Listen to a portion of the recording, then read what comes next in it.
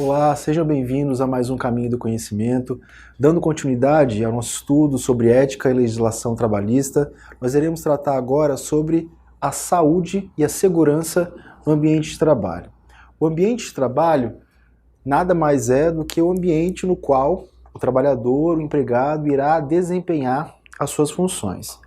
A gente viu há pouco, nos vídeos anteriores, ao longo do nosso estudo, que inicialmente, quando o empregado começou ali na época da Revolução Industrial, onde essa venda dessa força de trabalho, a exploração dessa força de trabalho, era feita muitas vezes num ambiente insalubre, sem condições mínimas de segurança, a fim de não proteger, no caso, não protegia nem a saúde física, muitas vezes a integridade física do empregado estava em risco. Chegavam nessa primeira fase da Revolução Industrial muitos empregados a perderem membros, partes dos seus membros, ao lidar com aquelas máquinas, que era tudo muito novo também para todos, então não havia nada que fomentasse, que ajudasse na proteção desse trabalhador, seja de ordem física e seja de ordem psíquica também, Muitas vezes o ambiente no qual ele era assediado moralmente.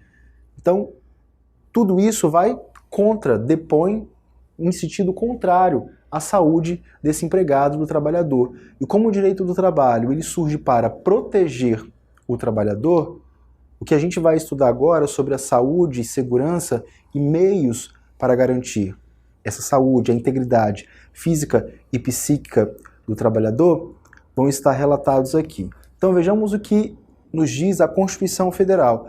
A gente falou também, em momento anterior, que a CLT se trata do principal código de normas a respeito da legislação trabalhista no Brasil, mas isso não impede desse tema estar tratado em outros documentos legais também dentro do nosso ordenamento jurídico, como é o caso dessa questão do ambiente de trabalho seguro e saudável para o trabalhador, que vem de uma previsão expressa da Constituição Federal.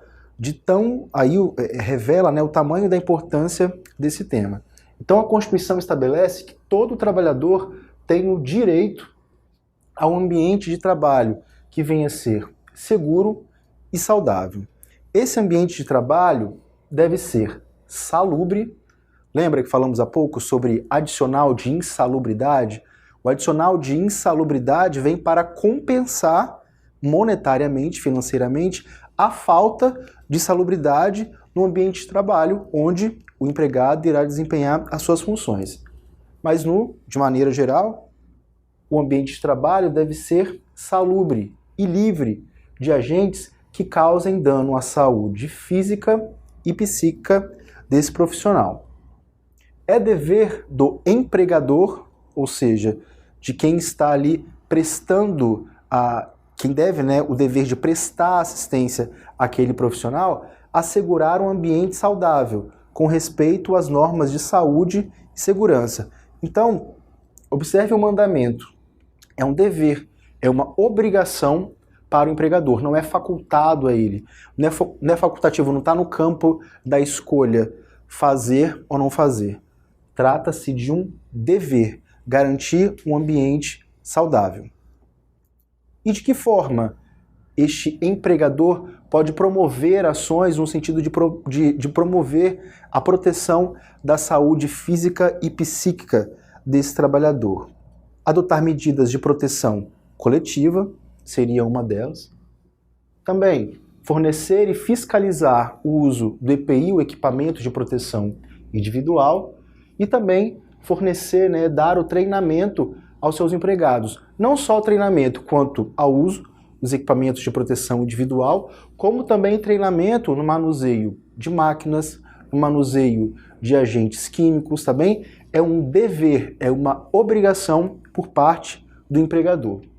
Ainda nessa seara, e como exemplo de medidas e de iniciativas que podem ser feitas por parte do empregador e por parte do poder público como um todo, do ordenamento jurídico que protege esse empregado, e para proteger a saúde desse empregado, nós temos aqui como exemplo a CIPA, que vem a ser a sigla para Comissão Interna de Prevenção de Acidentes. Tá bem? criada nas empresas para orientar trabalhadores e prevenir acidentes.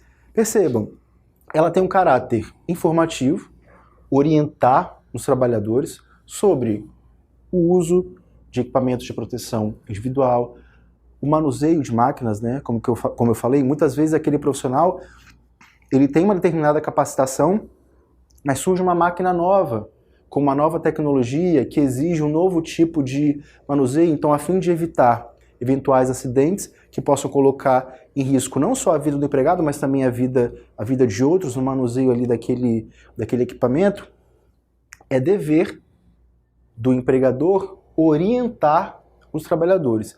E, consecutivamente, havendo esse trabalho bem feito da orientação, da prevenção, o resultado será a não incidência de acidentes. Então é muito mais vantajoso orientar e fazer um trabalho preventivo do que remediar depois que o acidente acontece. Então esse é o caráter principal das comissões internas de prevenção de acidentes, qual seja a de orientar os trabalhadores, evitando assim, prevenindo eventuais acidentes.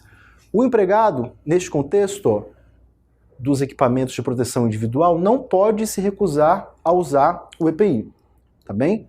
Então, assim como é um dever por parte do empregador fornecer, constitui uma obrigação para ele, isso se revela também, em uma obrigação para o empregado, que não pode se recusar ao uso do equipamento de proteção individual, o que pode ensejar, inclusive, uma demissão por justa causa, tá bom? Pelo não uso desse equipamento de proteção individual. Na sequência, o empregado é responsável por cumprir as normas de saúde e segurança e deve informar aos seus superiores, problemas que eventualmente possam surgir. Então perceba, não se trata somente de uma obrigação para o empregador. O empregado também é parte desse processo aqui.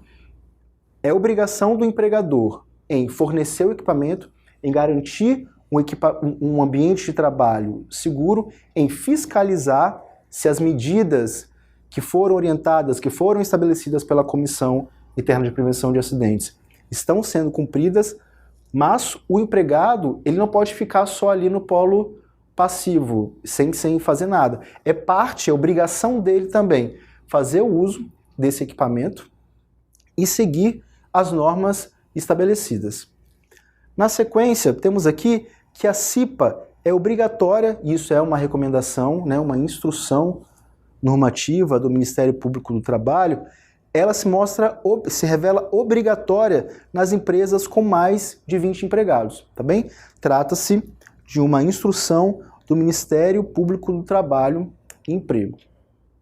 Na sequência, será composta a CIPA por representantes da empresa e representantes dos empregados, a fim de garantir de que o interesse ali que vai ser discutido atenda às demandas dos dois lados, tanto dos empregados quanto do empregador, tá bem? É claro que o interesse aí é um só, qual seja o garantir um ambiente seguro e saudável para todos, porque isso é vantajoso para todos, é vantajoso para o empregador, que não vai ter que lidar com um funcionário doente ou acidentado, e é vantajoso para o funcionário também, que evidentemente não quer vir a se machucar, nem a sofrer nenhum dano. Então a CIPA ela será composta por representantes da empresa e por representantes dos empregados, e será composta da seguinte forma: os representantes da empresa serão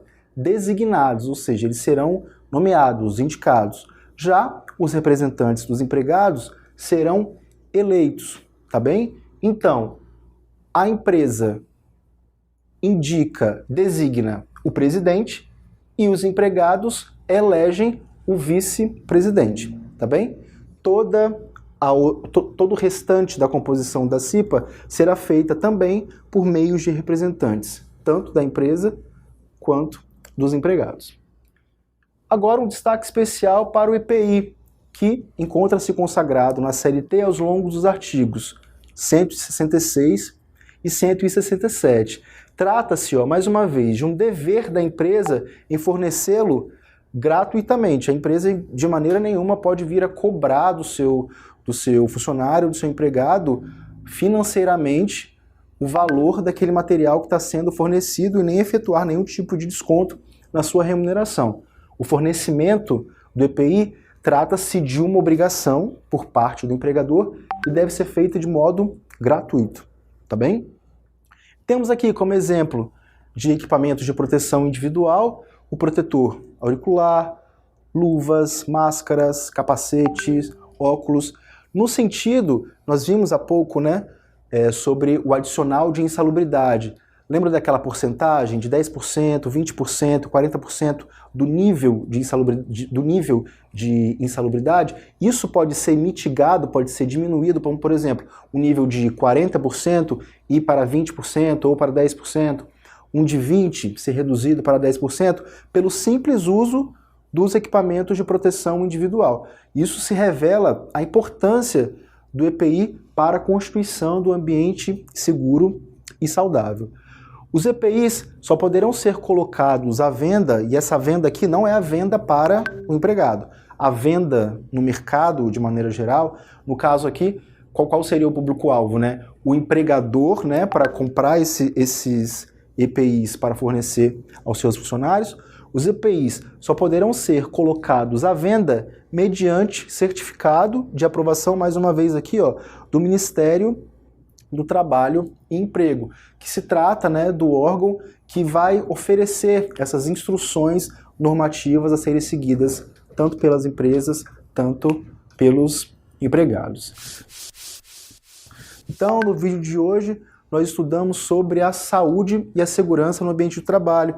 Vimos que o ambiente do trabalho se trata do local no qual o funcionário, o empregado, vai desempenhar efetivamente as suas funções e que, por uma recomendação constitucional, na verdade um dever, uma imposição constitucional, esse ambiente saudável é um direito de todo o trabalhador.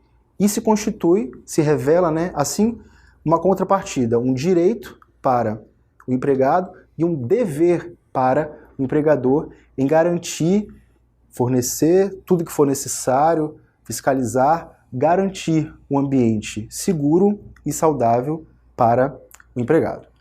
Até o próximo vídeo.